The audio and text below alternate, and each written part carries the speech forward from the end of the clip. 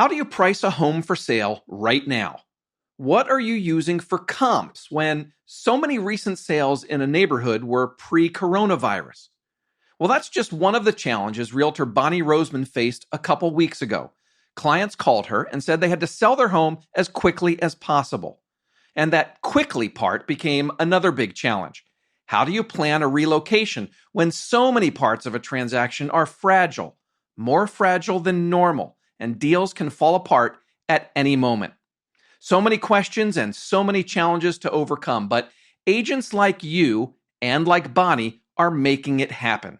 Today, we're taking a deep dive step by step into what it's like to sell a home in the middle of a pandemic. This is the walkthrough.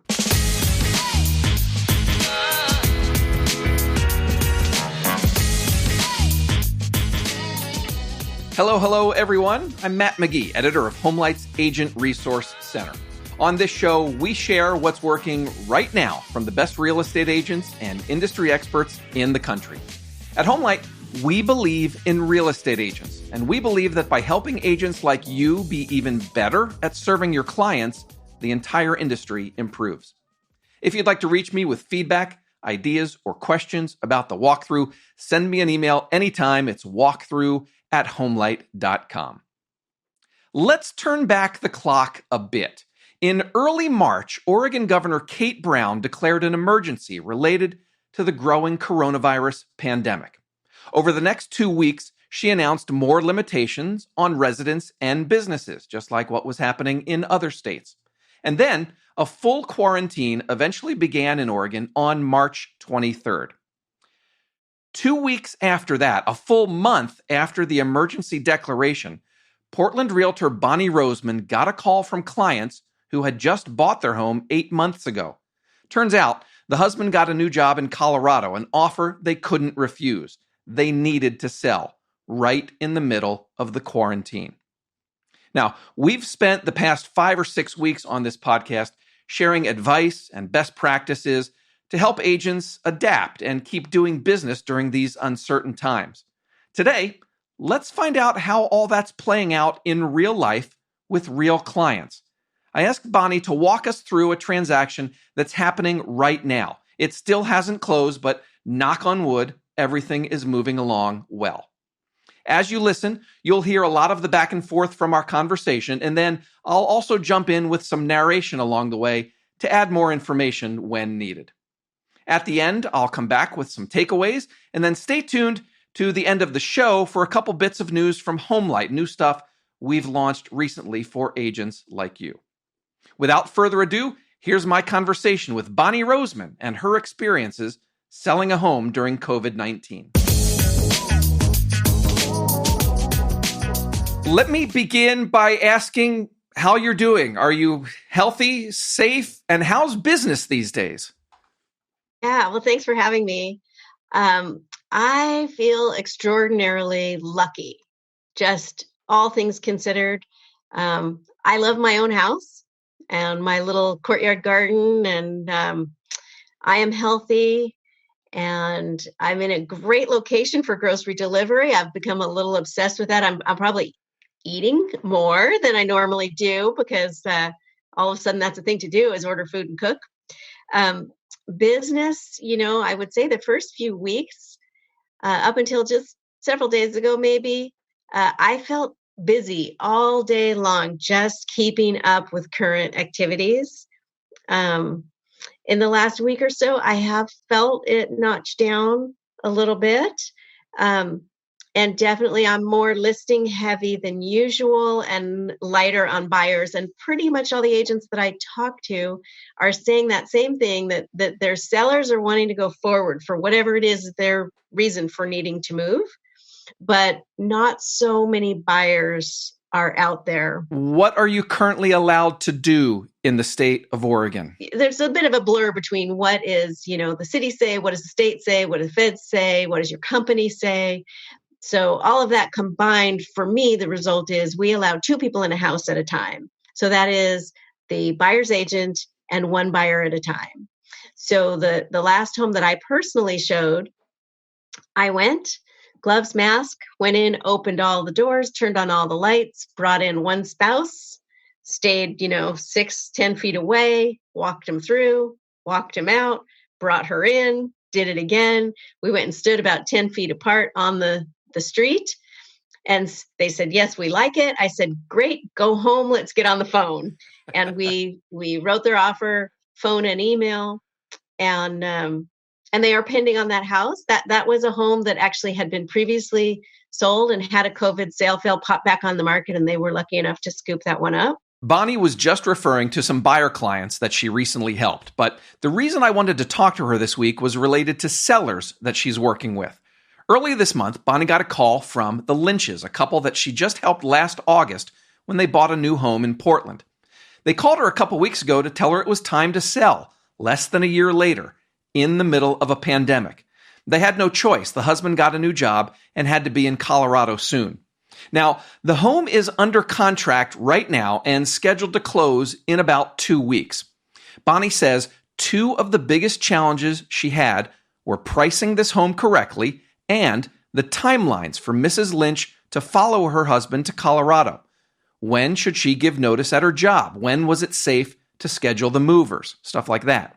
We'll dive into those issues in just a bit, but first, I asked Bonnie to walk me through the process of getting the home on the market as quickly as possible with social distancing and so many other challenges to overcome. The COVID pandemic rules were fully underway. So I went gloves and mask and with just him home. So again, only 2 people in the house. And normally I would want to be there when everybody was there, but you just got to do things a little differently. And at a great distance, I walked to the house and he kind of stayed far away from me. And as we went through, I said, this sofa needs to move over here. This love seat needs to go in that room. This day bed needs to get out and into storage and so forth. So we went through room by room with the things that I thought would help make it, photograph the best, show the best, and sell the most quickly. And they were very good about executing almost everything on my list. And so we went on the market. Normally, in a normal market, I get all of my marketing pieces completely finished before I go on the market. And I have my listings go live at midnight on Monday with a hosted, catered brokers tour on Tuesdays, so that I invite my realtor community to come and be fed and see what new listing I have and try to create excitement by having a lot of people in at once. I find during COVID, I really have the exact opposite feeling about it. I'm like, as soon as I have a price and photograph, I want to get it out there, start the word getting out there. And then as I get in more pieces, I add them. So, it takes days to edit a professional video. You might get that 4 days after the photographer was there. Well, that's 4 days that a seller who has some serious need to move, for them to be going on the market during COVID, they have urgency. And that 4 days means something to them. So I'm like, out the window with perfection. Let's just get it done. So we did that. We had our photos back on Friday. We went live with the listing on Friday, late in the day, because it took a little time to get that up and running. That was Friday, April 10th, if I remember correctly. I think that's right. Okay. Yeah, I think that sounds right.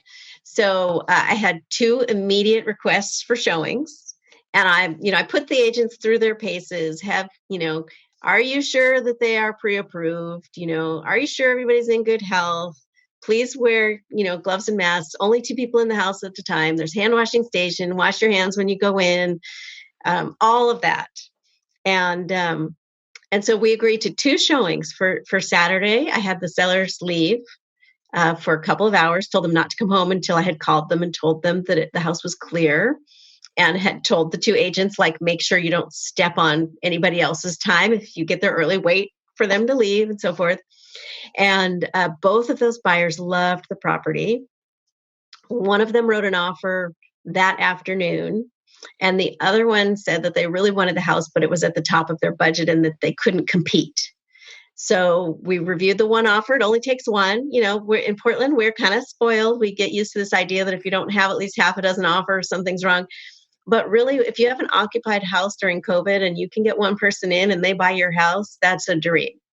To me, That's that all it is a takes. dream. I mean, I'd rather have that. So, they came in with a good, strong offer and it was well presented and they got their offer accepted. So that would have been the 11th and closing is in 30 days. They had lots of inspections. They did a general home inspection. They had a sewer scope. They had a new radon test. Even though we had done sewer and radon just in August, they wanted to redo those things. They did decide they were comfortable with the underground storage tank locate service that we had done last summer. They didn't do another one of those, but they had a masonry specialist come out. They had an arborist come out. So they really inspected it quite thoroughly despite the circumstances. All that is able to happen with the social distancing requirements in place. Yeah, so inspectors, though not all inspectors are working, it is optional, but the inspectors that are working, the ones I know, they are not allowing buyers or realtors to come be present, which normally, again, I'm usually at all my inspections, but right now you just let the inspector go. You give them a 1-day code or whatever, and you let them go do their thing. And then they send pictures and a report, and you go through it later. And luckily, those were things that were on the outside of the house. And so I just told my homeowners, when you see these professionals outside, please step inside. When they're coming to pick up the radon test, please, they have a little detached office structure. I said, please take yourself and your dogs and go into the office until they leave the property.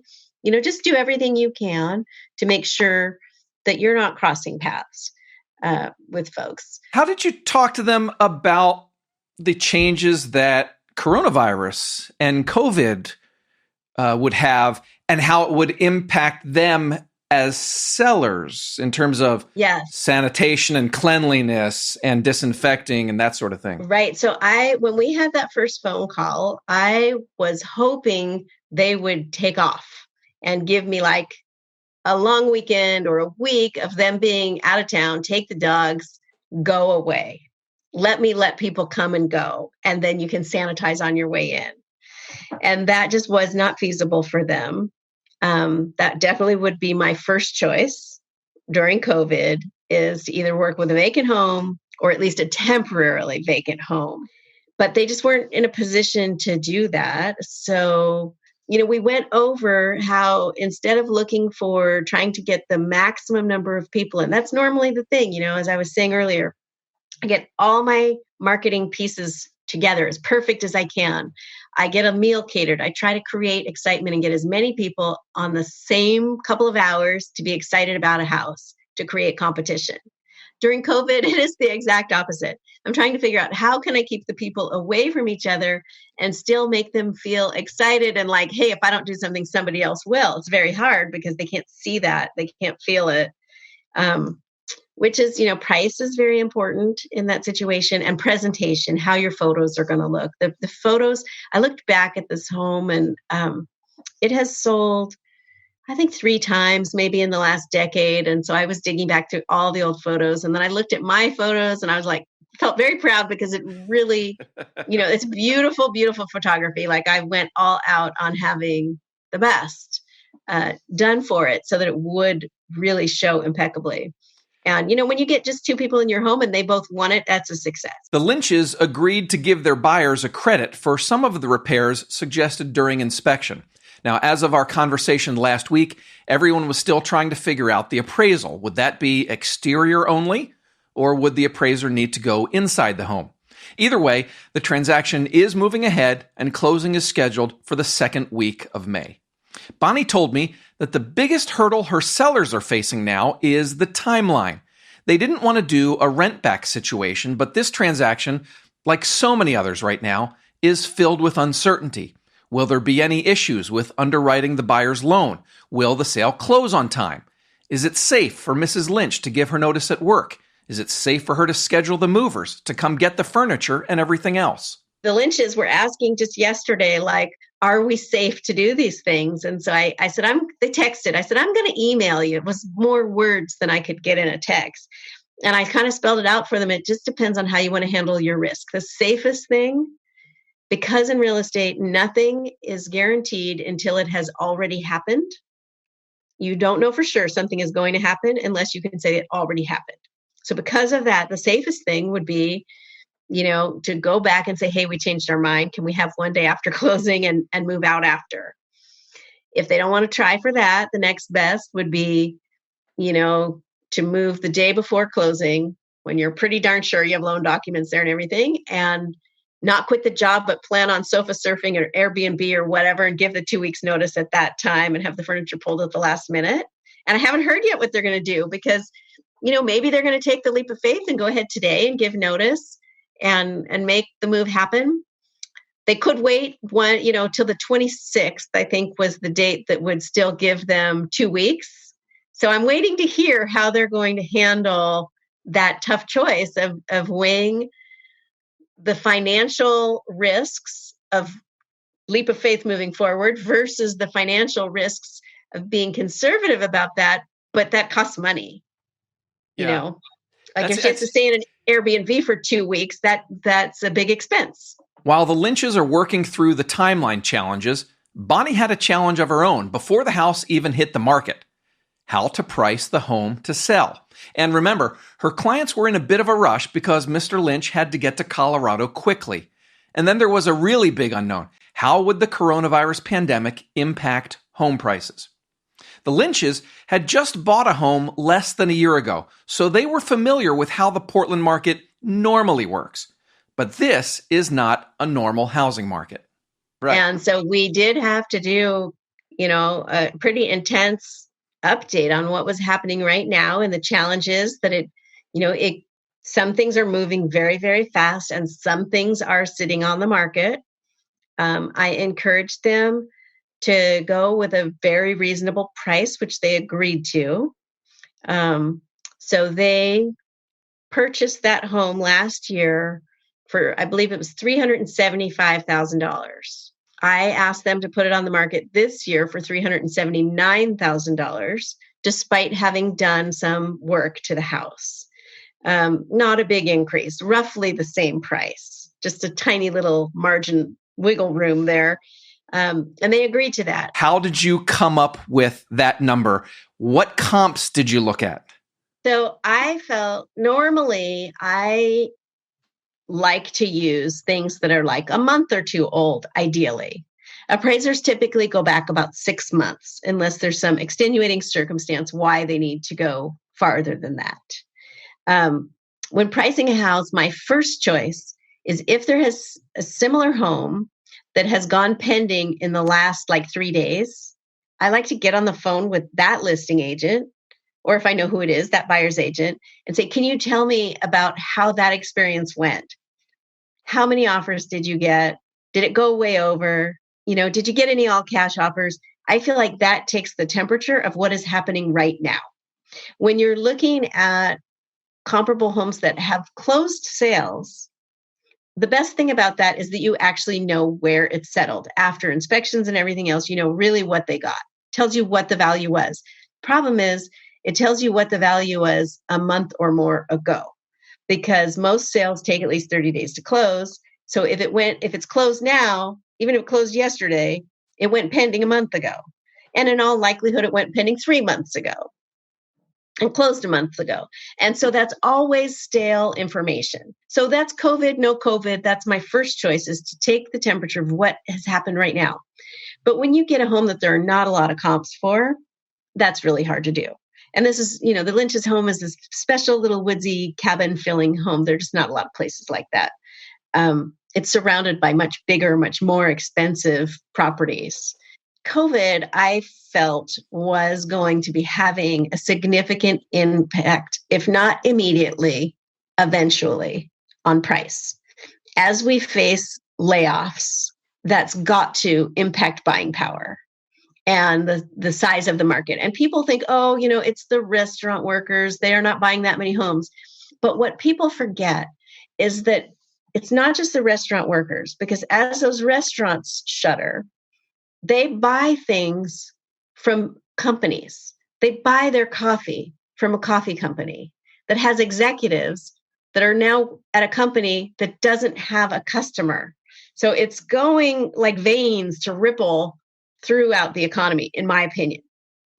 So because of that, I felt very sensitive about what price needed to do to gain attention. And particularly with occupied homes, where really instead of wanting dozens of people to come through, I really wanted just the right person to come through. So I actually felt in the Lynch's case that their own sale of their own home less than a year ago was my very best comp, because it appraised at that time. It had multiple offers when they bought it. That really bore out what the market was willing to do on that house pre-COVID. And yes, it would have had some increase by, say, February, but I felt that that was likely eroded in March and April. So I've been looking at pricing of things, trying to go back to around September, taking away the bump that the early spring gave, and but also not hitting people with the doldrums of January.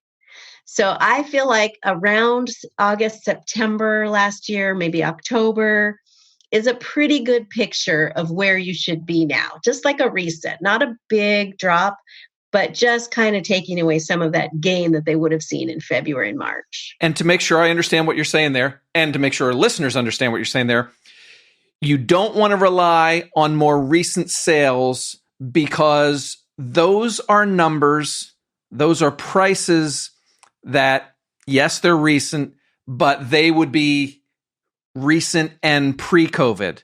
And so maybe they're not as reliable as what the COVID market would indicate is the right price. And even if they are early COVID, I'm going to say it's not equal. I have another one that had gone on the market right before things really got shut down. People had heard about COVID, but we weren't really doing anything about it yet. That house had multiple offers. It was sale pending, $36,000 above the asking price. And the gentleman buying it, he was moving to Portland because his fiance was here. And less than a week before closing, she got laid off. He decided he didn't want to own a house in Portland because maybe her work wouldn't be here. And so he forfeited his earnest money. And that house is now still on the market. It's sitting now waiting. All these repairs have been done. It got a new sewer line. It got a new radon mitigation system. It had an underground storage tank decommissioned. So thousands of dollars of repairs were done. It got a new garbage disposal. And yet it's sitting at a price so much lower than what it was pending at. So, it's really scary to risk going back on the market. That's a home that we had beautifully staged, and we had pulled the staging out because we were just days before closing, less than a week before closing. And so now it's a vacant home with nothing in it. So COVID is making things very fragile. Some things, I know there was a new listing recently that got 3 offers over the weekend. The weekend before, there was a listing that got 15 offers. It was a very unusual and spectacular home, had a short-term rental in it and some other things.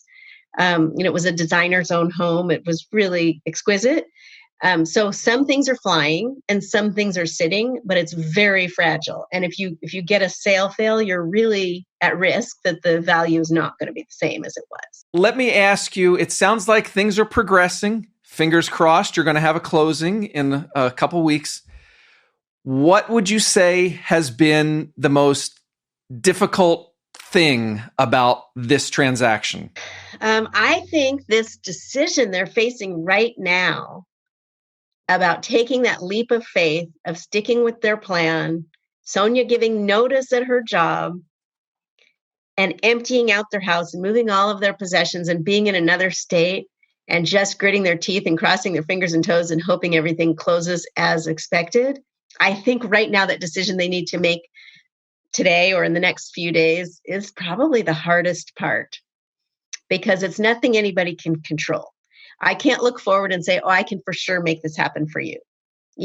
I sent them an email and I said, if hurdles come up, I will do everything I can to get through them, but I can't guarantee that no hurdles will come up. Yeah, it's a situation where as an agent, you want to guide and help, but it's out of your hands as well. Yeah. I mean, if I had the say over everything, I would say nobody should move out or give notice on jobs or order appliance or furniture, or nobody should do anything until after closing.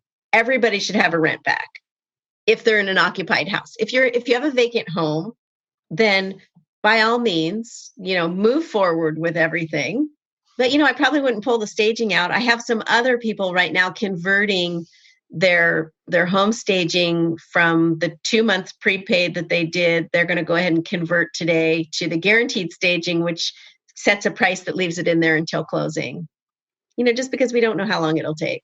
Pricing challenges, timeline questions, disinfecting homes, arranging in-person showings, inspections, appraisals, all while practicing social distancing and following your state or local guidelines.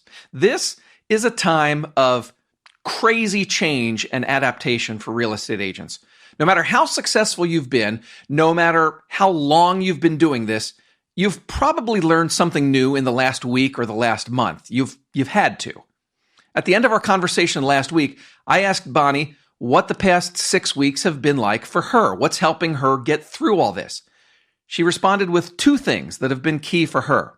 1, a willingness to change and grow, and 2, treating her clients and others in the industry with grace and empathy. For me, in my own business, relinquishing, this is how I've always done it. This is what I want to do. This is how I like it. I've been an agent for just over 29 years in Portland, Oregon. And, so I think I know something, right? You think you know something. But the truth is, every day you have to be open to learning, what new thing do I need to know? And, a few weeks ago, if somebody said, do you know how to do a Zoom call? I would have been like, what's a Zoom call? Right? I guess I've heard of it. I don't know. And now I'd say more often than not, my days include 1 or more Zoom calls. I think this is my 3rd Zoom today. So that's just a small example of how in my own life, that flexibility and adjustment, having an agent go be my eyes and ears and get me on a video call and show me properties or show properties for me and bring me along, attending closings by phone or Zoom or Hangouts or, all the different options we have now. All of those changes every day as situations present themselves, figuring out, okay, how do I adapt to this? What's the best way I can make this happen for my client? And then counseling the clients to try to embrace that same open flexibility of what is going to make this work. It's not like I can say, here's what always works best. Let's do that. I have to say, here's what we're up against in this situation today. Here are our options. What can you live with that can also make the situation work? Okay, so you can't go away for the weekend. Can you give me 4 hours? Can you go somewhere for 4 hours? Can you go just hang out in the car until I text you and tell you it's okay to go back in your house? And the clients, the buyers, the sellers, they just need to embrace that notion of flexibility and change, and also consideration and grace of others. Because every single person, whether they've been directly impacted by COVID in terms of their own health or their family's health, it doesn't matter. Every single person, their life is changed by this. So being sensitive, giving others some room for what they need, exercising grace towards each other, all of that is what makes things work in a positive way where everybody comes out with a winning situation. That's how you get to the finish line, with everybody feeling happy and intact.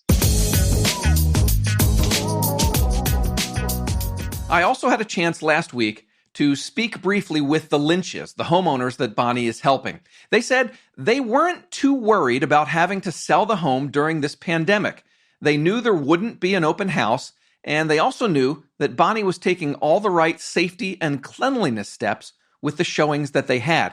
And as they told me that, I was thinking it really speaks to the value of having a great real estate agent on your side in every transaction. And as you know, that's something we fully believe in here at HomeLite. Okay, some quick takeaways from me after chatting with Bonnie about this sale. I think this story is all about flexibility and dealing with change. Bonnie talked about, at the beginning, changing how she put this home on the market. She said she wasn't going to try to be perfect with this one and follow her system to a T. She said she needed to get it listed ASAP because her clients were on a deadline. She also talked about changing how she looked at comps, how she came up with a reasonable price for the home when this market is so different. And then throughout the conversation, she talked about being flexible with other agents and their clients. Bonnie summed it up at the end when she mentioned being more sensitive and showing grace towards everyone involved in the transaction in order to get things to the finish line. I'm curious how Bonnie's experience compares to your experiences selling homes these days. Drop me a note anytime. The email address is walkthrough@homelite.com. I promised a couple HomeLite updates. Stay tuned for those right after the show. In the meantime, that's all for this week. Thanks to Bonnie Roseman for joining us. Thank you for listening. Remember, at HomeLite, we believe in real estate agents, and we believe that by helping agents like you be even better at serving your clients, the entire industry improves. Stay in, be safe, and sell some homes. We'll talk to you again next week. Bye-bye.